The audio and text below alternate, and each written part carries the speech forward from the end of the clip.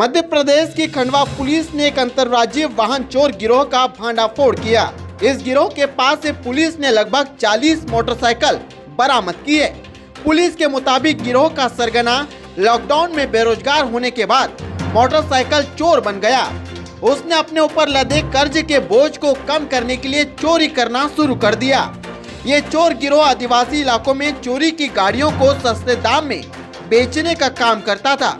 Police ने चोर गिरोह के सरगना सहित 9 लोगों को गिरफ्तार किया, जो मोटरसाइकिल चुराने और उसे बेचने के काम में संलिप्त थे। वहीं पुलिस के अनुसार इन आरोपियों के पास से कुल 40 वाहन जब्त किए गए, जिनकी कीमत लगभग 10 लाख रुपए आंकी गई। ये साथी चोर खंडवा, बुरहानपुर, इंदौर और महाराष्ट्र से वाहन चुराकर आदिवासी क्षेत्रों में इन्हें बेचते थे।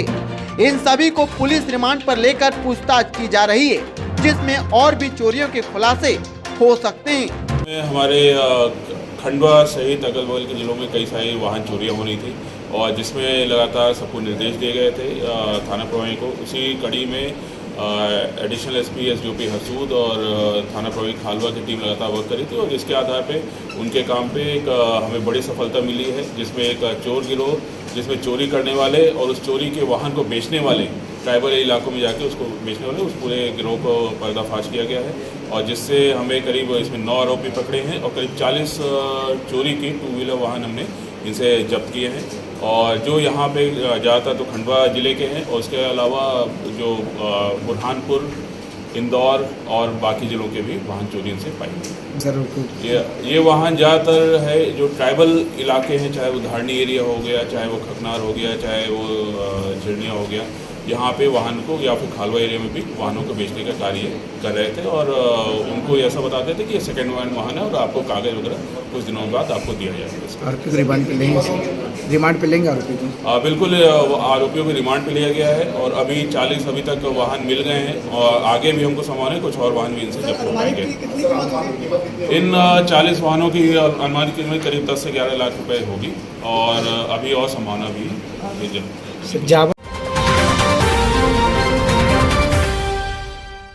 आज शहर में भगवान परशुराम की शोभा यात्रा निकाली गई, जो कि मुख्य मार्गों से होते हुए बड़ा बम पर पहुंची, जहां पर भगवान परशुराम की आरती की गई। इसके पश्चात बाहर से आए मेहमानों का स्वागत सत्कार किया गया। साथ ही रात्रि 8 बजे भगवान परशुराम शोभा यात्रा का समापन किया गया।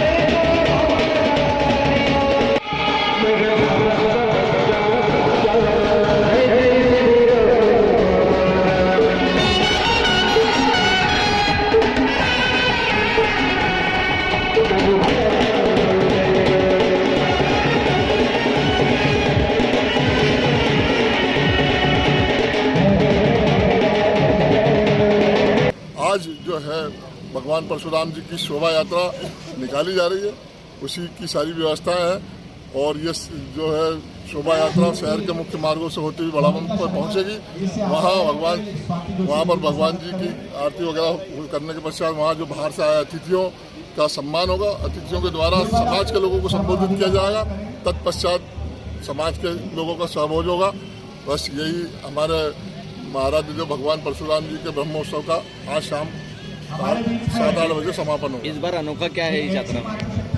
अनोखा यही है कि इधर लोगों में जागृति आई है और सभी हिल मिलकर समाज की जो है एकता के साथ में इस कार्यक्रम को जो कभी नहीं आते थे वो भी लोग आज यहाँ आए और निकट भविष्य में मेरा ऐसा विश्वास है कि सभी लोग जो है भगवान परशुराम का जन्मोत्सव पूरे हर्षोल्लास से मनाएंगे और सभी एक होकर इस कार्यक्रम को सफल बनाएंगे। अपना परिचय दे देंगे। मैं राष्ट्रीय महासचिव देवेंद्र कुमार शास्त्री, विश्व ब्राह्मण संघ।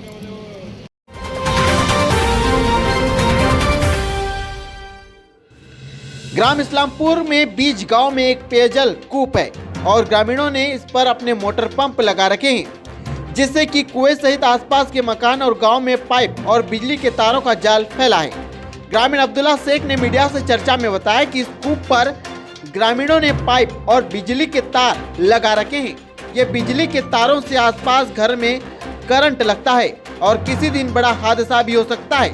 ग्रामीण अब्दुल्ला शेख ने यह भी बताया कि कूप में गंदा पानी जाता है और यही पानी पीने के लिए लोग परिवार में ले जाते हैं, जिसकी वजह से परिवार के लोग बीमार हो रहे हैं। उन्होंने कहा कि कई बार सरपंच और सचिव को शिकायत किए, लेकिन आज तक इसका समाधान नहीं किया गया।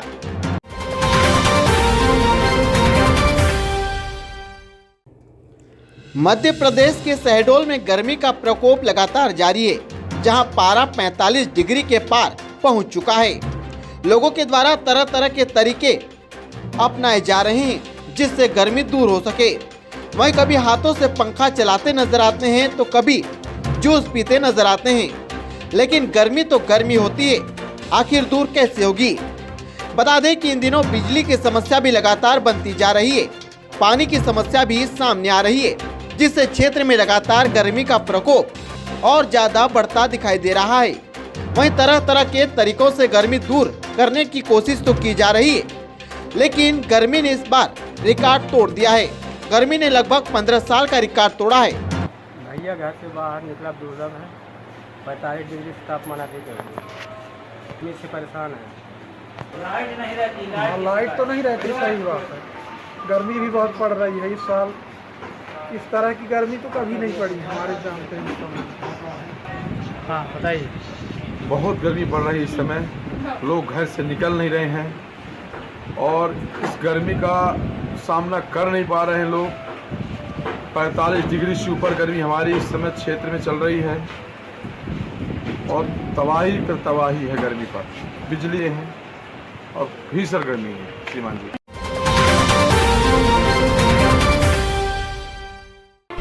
प्रदेश के पशुपालन मंत्री प्रेम सिंह पटेल की विधानसभा बड़वानी का आदिवासी क्षेत्र पार्टी क्षेत्र ऐसा ग्रामीण क्षेत्र है जहां आकर ऐसा लगता है कि सरकार का विकास वास्तविकता में यहां आकर मानो थम गया हो, या यूं कह सकते हैं कि सरकार के बड़े बड़े विकास के दावे यहां खोखले साबित होते नजर आ रहे हैं। दरअसल पार्टी विकास खंड के गोलगांव, खेरवानी, सेमलेट गांव के कई फलियों में पानी के लिए ग्रामीण लोग जद्दोजहद करते नजर आते हैं।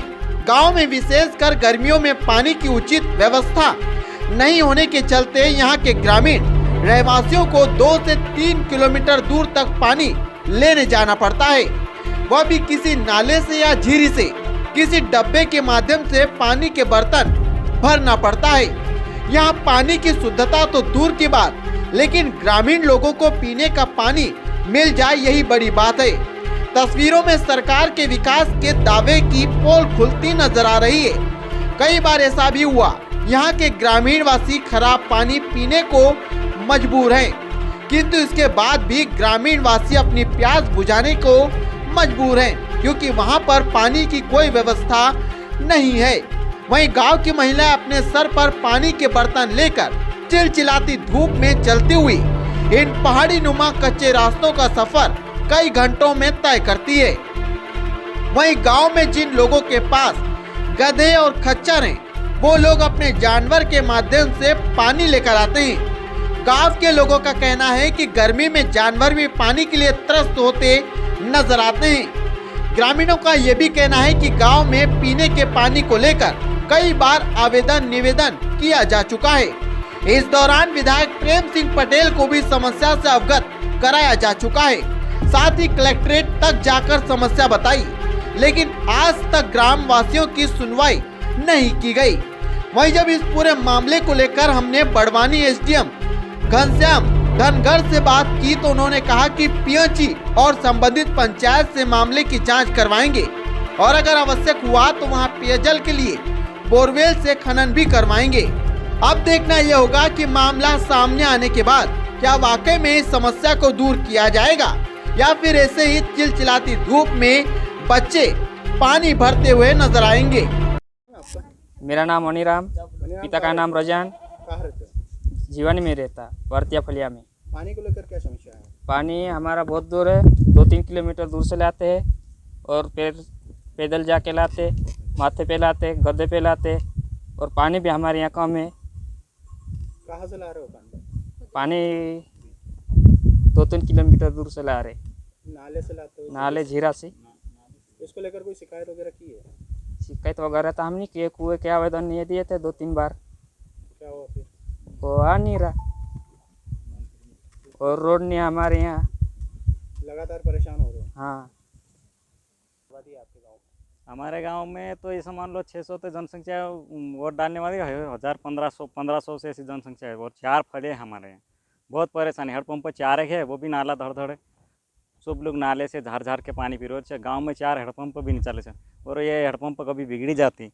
इन्हें जैसे फ़ोन लगा था तो वो जो KCB ऑफिस वाला एक बोलता एक दहाड़चा मुकलता, वो भी 1500 रुपया लेता हमारे से और वो आता ने सुधार के जाता। मैंने कई करते चक्कर बोलते पैसे मत दो, जब वो आता एक सेमली से आता वो पैसे लेके सुधार के जाता हेडपम्प। ये परेशानी भी, एक बार फ़ोन में नहीं आता, वो बार बार फ़ोन करना पड़ता जब जाके आता वो। जब ये वो टूटी सुधारनी तो नहीं आए, बाकी सेमली वालों फिर सीताराम करी ना आवे। अभी खैरवानी सिमलेट में पेयजल की समस्या को लेकर आपके माध्यम से मामला संज्ञान में आया है। पीएचई और संबंधित पंचायत के माध्यम से इसकी जांच कराएंगे और आवश्यक हुआ तो वहाँ पे पेयजल के लिए बोरवेल से खनन करवाएंगे।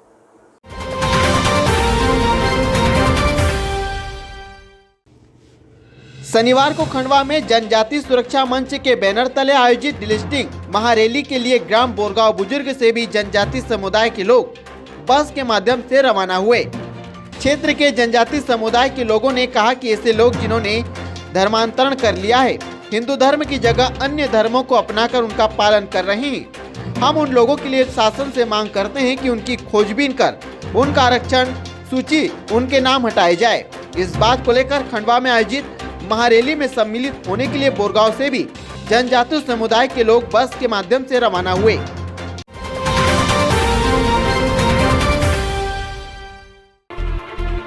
खंडवा के सिद्ध विहार कॉलोनी में दूसरी बार लूट की घटना सामने आई, जहां पति पत्नी खाना खाने के बाद टहलने के लिए निकले थे, जहां अचानक कुछ युवक बाइक से आए और गले का मंगलसूत्र एवं एक मोबाइल छीनकर भाग निकले।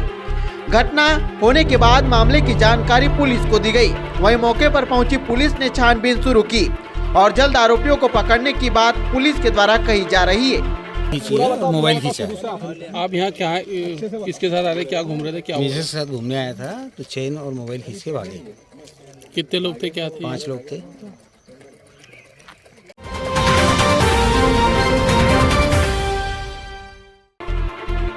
खंडवा के लेडी बटलर हॉस्पिटल में प्रेग्नेंट महिला की मौत के मामले में एक बार फिर परिजनों ने हॉस्पिटल के बाहर हंगामा कर दिया। मामले की जानकारी लगते ही मोगट पुलिस मौके पर पहुंची और मामला शांत करवाया।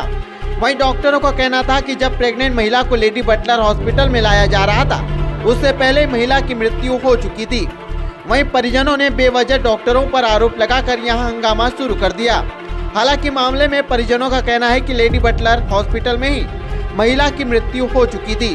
हालांकि मामले की जानकारी लगते ही पुलिस मौके पर पहुंची और परिजनों को समझाइश देकर वहां से रवाना किया।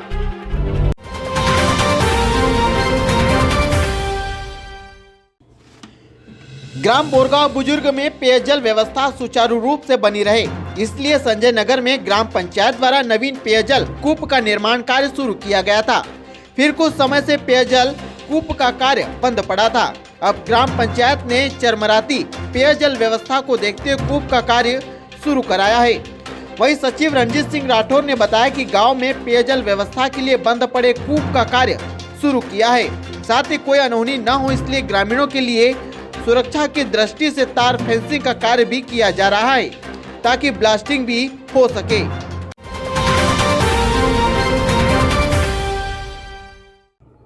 खंडवा शहर के सिनेमा चौक टाकीज के नीचे वाइन शॉप खोलने पर महिलाओं ने कड़ा एतराज जताया।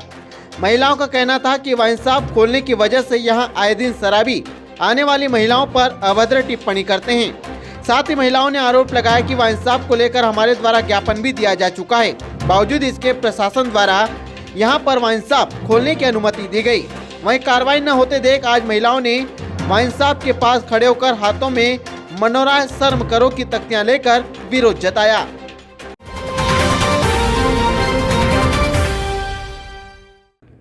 खंडवा में संगीतमय भागवत कथा का आयोजन आज से रोटरी क्लब स्कूल हॉल में किया जा रहा है, जिसके उपलक्ष्य में महिलाओं द्वारा कलश यात्रा निकाली गई। श्रीमद् भागवत कथा महापुराण महायज्ञ कथावाचक राष्ट्रीय संत रूप कृष्ण शास्त्री महाराज की मुखारबिंद से भगवान कथा का आयोजन किया जाएगा। वहीं श्रीमद् भागवत कथा महापुराण महायज्ञ 8 मई से 14 मई तक आयोजित किया जाएगा।